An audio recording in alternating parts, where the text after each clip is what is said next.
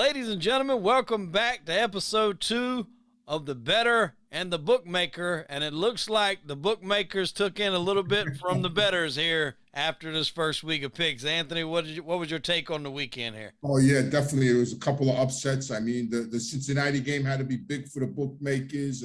The Giant game had to be big for the bookmakers.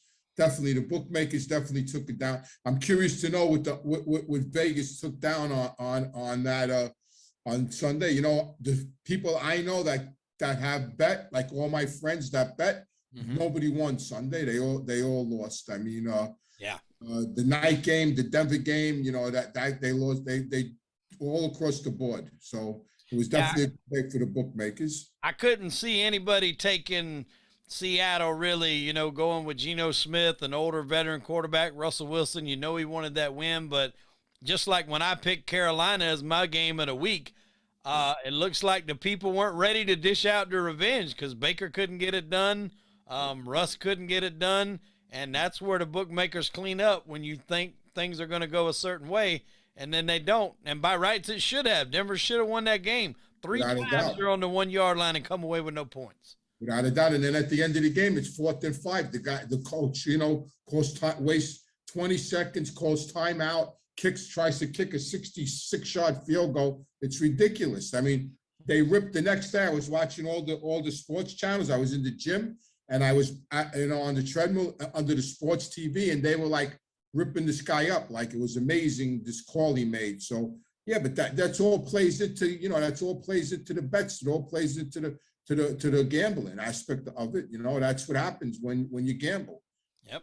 And like we said, we talked about our pick. My pick, Carolina, was looking good for a minute. I think when it started, it was -1, so it looked like we were going to get out of there with a push, which any better knows that's better than a loss. I'll take a push over a loss any day, but that rookie kicker nailed like a 58-yarder in the closing seconds, so we took a loss on that one. The Redskins game, now we did come out with a win on that. They pulled it out over Jacksonville. Yes, they did. Jacksonville's horrible again. Yeah, and the over and under in Pittsburgh, Cincinnati, I don't know if you got a chance to see that one, but that was a crazy game. Nobody wanted to win it, it looked like. Went almost to the end of overtime, and we missed the over by 1 point, and that lets you know that these odds makers out there, they know a thing or two about a thing or two. Listen, odds makers, they're amazing. I mean, they're right on the money, a point here, a point there. I mean, they're mathematical geniuses. I mean, that's their job. You know, years ago, before all the internet service, we had to pay for the lines. We had to pay them services money every week, $250 a week, $300 a week. So they were getting, just to get lines out of Vegas, because these guys are amazing how they come up with lines, how they come up with under and overs. And even guys that could figure that out, it just blows my mind. Yeah, so they definitely had it on the money. And then the Baltimore game that we picked to go with our teaser, we picked Baltimore. They covered that. And then if you added Carolina in there with that teaser, they did cover because they were only minus a point, so they were getting 6. They only lost the game by 2. So we split. We win 2, lose 2. Obviously, we didn't win the game of the week, which is kind of, you usually typically bet more on your game of the week than the others, but not terrible. But I didn't like the feeling going into Sunday, to tell you the truth, from all the upsets I seen on Saturday. I mean, you had Alabama coming this close to losing to Texas, for crying out loud. 1 point. Yes, yeah. I didn't really watch many games on Saturday because I had things to do. But my son texted me about all that. Yeah, he was betting. He bets all that. He bets 20 games a day. Oh, wow. FanDuel, one of them apps. Oh, yeah. You can get down on the FanDuel. I bet $5 to win 900. Okay, yeah, good luck. And there was a number of upsets. I think Notre Dame got upset. There was quite a few. So it seems like when you start off with your 12 o'clock games and you have a bunch of upsets, you can almost pick that to continue throughout the day. It seems like it's a trend, and it carried on into Sunday because you mentioned the Giants, your home team Giants, coming back last minute and beating. That was a big game for the bookmakers. That was. I mean, the only games that might have hurt the bookmakers a little bit was Miami against New England. I'm sure everybody bet Miami with 2 hands. But there were a lot of home team dogs stood up. But all in all, I think the bookmakers had a big day on Sunday. I think they did too. And start to the season. I think they had a huge day on Saturday as well. Well, let's get into it here. This week it'll be the third week of NCAA because I got a few NCAA picks that I like, and then we'll round it out. It'll be going into week 2 with the college football. So a team that's really impressed me, and I look at them a little bit harder these days because they got a coach from the Clemson Tigers up there in Brent Venables, is Oklahoma. Now, Oklahoma's 2-0 so far. They put up 30-something points. Brent Venables is a defensive-minded coach, and they're going up against Nebraska. And they're minus 11. They're minus 11. Nebraska's lost last week to Georgia Southern 45-42. So Georgia Southern by no means is a stand-up team. If they're putting up that kind of points to Georgia Southern, I think Oklahoma's probably going to have a field day. I don't really see why 10.5 points wouldn't be a very easy cover for Oklahoma on Saturday. You know, college football, the lines never, the points never should scare you because here, look at, I'll just give you an example. UConn against Michigan. Michigan's 47.5 point favorites. Mm-hmm. I mean, that's college. That's college football. Yeah, I agree with you 100% with Oklahoma. I think that's a good pick. I mean, Brent Venables prides himself on not giving up a ton of points, so I don't see him letting a team like Nebraska stick around or even scoring too many garbage points. That's by and large where your covers and blown backdoor covers happen is at the end of the game because these starters come in, they put up all the points, then they rest them, they stick the backups in there, and that's where you got to hope either the backups can hold on to the lead or, you know, somebody might have something to prove and put up a couple of extra touchdowns to get you over that marker. So risk it. Betting on college is a little risky, but I like to throw in some college games. Another one that I'm going to pick is the defending NCAA champions, the Georgia Bulldogs, taking on the South Carolina Gamecocks. I'm not a big Gamecock believer, even though that's right here in literally my backyard. I'm not a big believer in the Gamecocks yet. I think they got a lot of work to do. They're not clicking where I think they need to be. Georgia seems to be clicking on all cylinders. Yeah, 2-0, minus 24.5 points. Yeah, and last year they cleaned that up, no problem. I think they'll do it again this year. That's usually it used to be a big rivalry game back in the day, but not so much anymore. Georgia's kind of got a stronghold on that, and I think South Carolina is still really struggling to find their footing in college. So I'm going to go with Georgia, even though that's a 24.5 point game or 24.5. Still a big game, but I think Georgia pulls it out for sure. Yeah, definitely. I agree. I mean, I like Ohio State too a little bit against Toledo. It's a rivalry game. I mean, even though Ohio State's minus 32 and they're both 2-0, I still think if I was gambling, I might take a shot with Ohio State. Mm-hmm. Yeah. I mean, Ohio State's one of them teams that you either love them or you hate them because one week they'll cover by 3 or 4 scores, and the next week they should do that and they'd lose and they don't cover it. Yeah. But that's, you know, that's if I was gambling, that's what I would do. I you know, the points never scared me with college, you know, one way or the other, because the lines are always so huge, most of them. So NFL is completely different, but not college. Now, the last one I'm looking at here, and this is kind of where you got to decide if you want to fade the public, because we talked about Texas, you know, nearly beating Alabama. You know, 1-point game. Their quarterback did get injured in that game. I don't think he's playing for Texas, but even the backup, I think, is pretty decent. They're playing University Texas San Antonio, UTSA, and they're only minus 11 points. Yeah, I got them here minus 12.5. Okay. That might have been, this line might have been what it opened up at, and it might have went down. It probably went down. Correct. Yeah. Either way, you got to think if you hold off, you know, Alabama, who we know has been a juggernaut for the past decade or more, you got to think they would take a team like University Texas San Antonio to school. But that's also, can you get overconfident? And that's where the bookmakers love it when everybody says, oh, well, you know, they done this against them. They should do this, you know, 4 times as better against this team. And like you said last week, that's when the bookmakers start doing this here. Yes, definitely. Because, you know, that's hard. I think Texas should cover the 10 points against Texas San Antonio, but that's one of them that I wouldn't put a lot on. If you want to play it, I would play it small. Definitely not your bankroll pick on that. I think my pick of the day in college, I will go with the Oklahoma, who we said in our first pick. That'll be my pick of the day in college. That's good. I agree.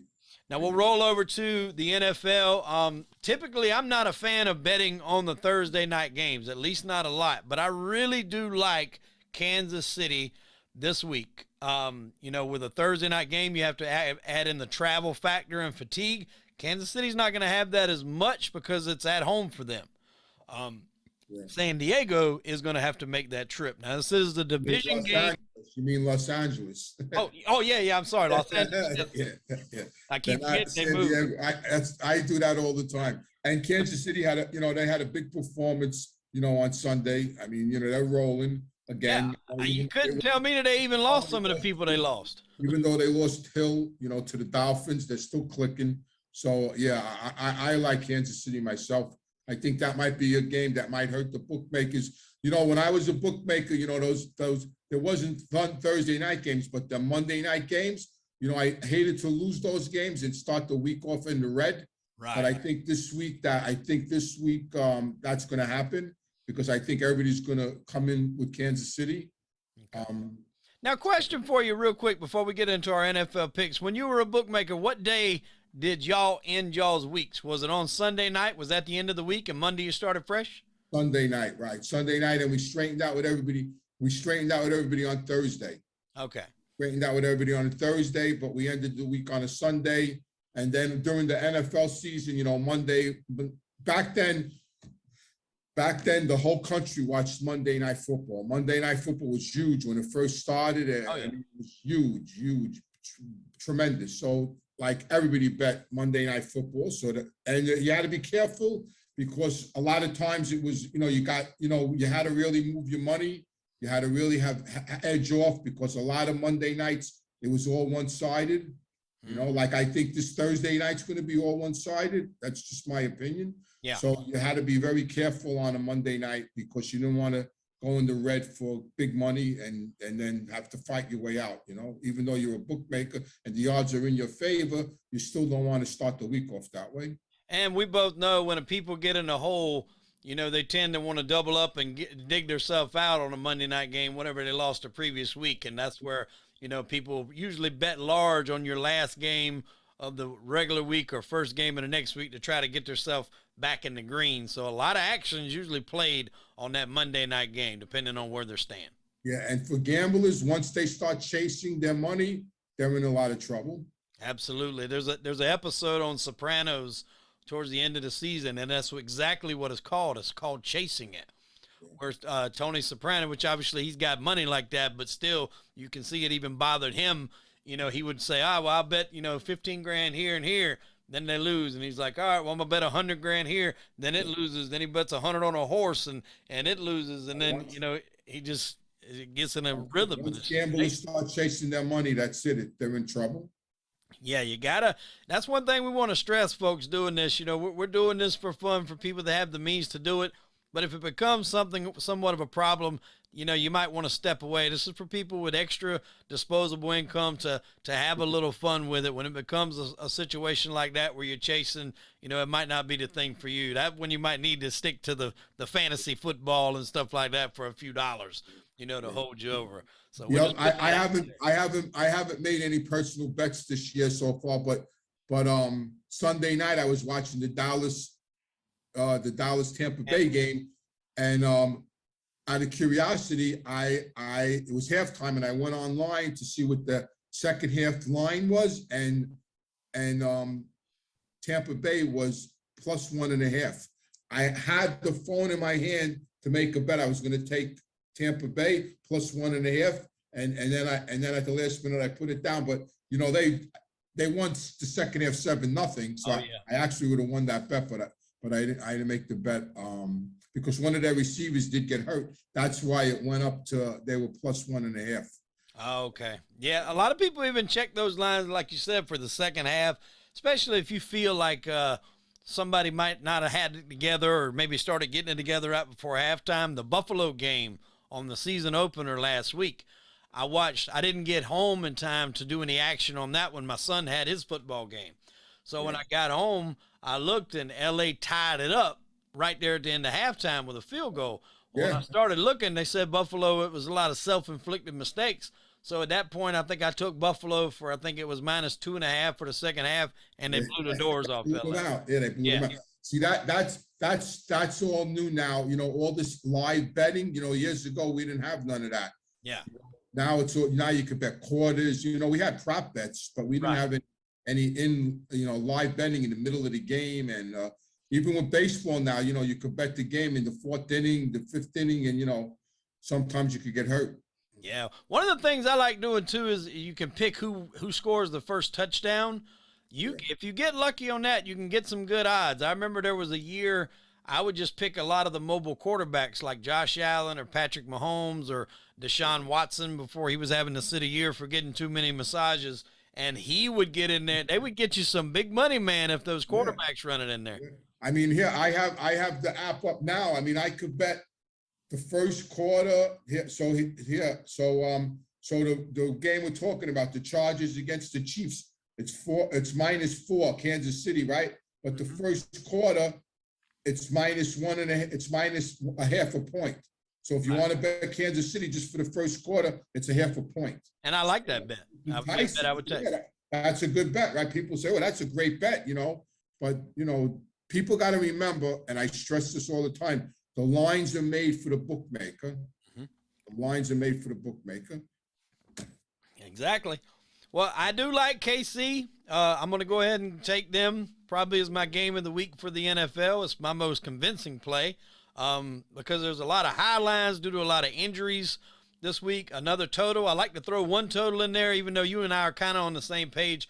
Totals aren't my favorite, but I do like the Las Vegas, Arizona over. I think it's set at 51 right now. I'm not sure what you got on your end. Las Vegas, Arizona. Mm-hmm. Yep. 51.5. 51.5. Okay. So, and that's something we can talk about too real quick, because a lot of, depending on what site you're using, you will get lines a point, 1.5. There's people that, they look so deep into it, they'll search around out there to find where you can get a 2 point differential, and then you can do things as buying points and then try to middle the game. So that's getting a little bit deeper. That's more of your veteran skill bettors, sets. We're not really going to cater to those guys, but that it's definitely, you want to shop around for your best line. If you have it in your head, the team you want to pick, shop around, see who has the best line, and that would be, the best bang for your buck, because sometimes you might save a half a point or a point, and in our Carolina game last week, a point made all the difference in the world. Yeah. And and all bookmakers are going to move the lines according to their intake, and every bookmaker has different different money coming in. So you might have a half a point here, a half a point there. That makes a big difference. So serious people, like I have a friend of mine that he's just pretty serious. He likes to bet, and he has like 3 or 4 bookmakers. 3 or 4. Now it's not bookmakers. He has apps. He has, all these apps, and he'll shop around for the best line. Well, even when it was bookmakers back in the day, I remember my dad on Sundays, I'd watch him call one guy and ask him what they had for this, and he'd write it down, and I'd call another guy, ask him what he had for this, and write it down. I'd be like, why the hell are you calling all these people for asking them for the same game? And he's like, well, depending on who's loading up, he's like, they might have a different line trying to get people to go the other way. So he might try to middle 2 of them. Right. And gamblers have all the tricks all right, so the Atlanta Falcons and the Rams, it's -10.5, right? The Rams are -10.5. So now if I wanted to bet whoever I want to bet, I would say the other team. So if I want to bet the Rams, I'd say I'll ask for what's the line on the Falcon game? Because sometimes gamblers think that even the bookmaker on the other end might change the line because they'll think you want to bet the Falcons. Right. So, you know what I'm saying? So a lot of head games. Yeah, a lot of head games. Yeah, a lot of head games. But I do like the Las Vegas Arizona game to go over. Las Vegas can put up some points. Arizona didn't have a strong showing, but I got to believe they're going to change that around. Kyler Murray kind of came alive a little bit late, but I got to believe they're going to be, a little bit better prepared this time. I think 51 over 51 is a good bet. Now, when it comes to the teasers, last week our teaser won, our 7-point teaser. Yes. And this week I've got another one. I'm going to go with Cleveland who I Cleveland, think okay. right now I think they're -6 against the Jets. We spoke a little bit off air. The Jets are not looking too hot. I got to think Cleveland basically at this point getting 1 point with a 7-point teaser. That's got to be a lock. Yes. Yeah, I agree. I agree. Definitely. The Jets are horrible. And then also what I'm going to do, and I know some people don't like mixing the same game in with your parlays or your teasers rather, but I'm going to throw Kansas City in that one too because they're at -4. Basically what this does is turn them into a 3-point favorite at home on Thursday night. So my 7-point teaser is Cleveland and Kansas City. Yeah. And don't forget, it's a teaser. Yeah, got to win both legs. The reason why they call it a teaser. And there's a reason. Me personally, I agree with your picks. I also like Tampa Bay. I think Brady's got a lot to prove. Yeah, coming back out of retirement. Really strong Sunday night. I mean, he looked good. He looked good the other day. You know, I have my shirt on for him. I have my Brady shirt on. I wore so, and I think he's having some personal issues with his wife. So I think he's going to try to step up, So I like Tampa Bay a little bit myself. Well, to not play any preseason at all, he went right in there and done the job. And he's just one of those guys that, they say people don't get preferential treatment, but when you've been in the league as long as he has and has the rings and the accolades and the accomplishments, if anybody's going to get treatment like that, it's going to be him, I think. Without a doubt. And I think that's my, if I was gambling this week, I would make a small parlay with Kansas City and Tampa Bay. That's my two picks for this week. All right. So you got Kansas City and Tampa Bay. Now I am going to throw a little zinger in there. I didn't do it on the first week, but we talked. There's not only 7-point teasers, but there's also 10-point teasers. Yeah, 3 teams. With 3 teams. Yeah. Now that's where it gets kind of hairy, but hear me out here now, Anthony. Hear me out. We're going to take the Bills. Now that's a Monday night game, but the Bills are -10 against Tennessee. I think the Bills are probably the odds-on favorite right now to maybe go to the Super Bowl, probably win it. They are the favorite. They're the Vegas favorite. They are. So by putting them on that 10-point teaser, you're making them even. Yeah. Yeah. So I like that. Yeah, I like that too. Coming from a bookmaker standpoint, they love teasers. Oh, yeah. Yeah. So, so you got to keep that in mind. They love teasers. I mean, my plan here is I'm trying to make, big underdogs an even game, but at the same time, as we've seen this past week, underdogs still win outright. So you have one, just say if Tennessee has a good game and they hold off Buffalo, then the whole teaser shot. Hopefully that won't happen here because I'm trying to spread this advice. But another one that I'm kind of doing the same thing with, we spoke earlier, Denver.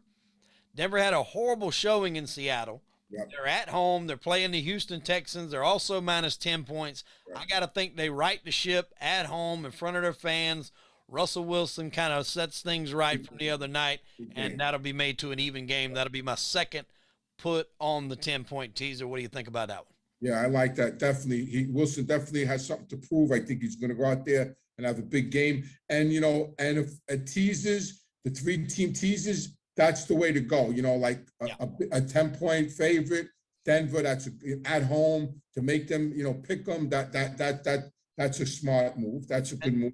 Instead of making Houston +20 because Houston could get blown out. I mean, it could be a blowout. So you're better off taking the short and making it pick them. And that's exactly what we're going to do. Now, the third leg, I'm going to actually reach back to my pick of the week on Saturday, and I'm going to throw Oklahoma in there. So basically putting Oklahoma only -0.5 point against Nebraska. I think they definitely win that game. I think they cover it outright, but just making them -0.5 point only makes it that much sweeter. So you have Bills, Denver, and Oklahoma. That is my teaser pick of the week right there. I don't see how that one loses. I'm not saying it won't, so please don't come hunt me down if something happens, but I really do. I like that. And then plus, if you have the winner on Saturday, you got, you already got action going into Sunday. You know what I mean? You're kind of hedging the bet at that point. Yeah. You're already on the board. And if God forbid something happens, Oklahoma has a quarterback injury or something, and they don't make it, then you can still change. You can add. You can't change it because it'll be a loss. But then you can still take the Bills in Denver and add in another team, maybe like Kansas City that we've talked about. Yeah. So it won't ruin the entire day. So that's our picks this week, folks, for the Bettor and the Bookmaker. Last week, the Bookmaker got the better of the better, so to speak. Yeah. So one for the bookmakers here. We'll see if we can't right the ship this week coming back. So, Anthony, whatever you do on your own, my friend, I hope you have a successful weekend. We'll come in back next week. We'll recap these, hopefully with a little bit more green on the better side of things. We'll see how it goes. So good luck. Good luck. I'll talk to you soon. All right, my friend. Have a good one. Ladies and gentlemen, thank you for tuning in to the Bettor and the Bookmaker. All right. Have a good night.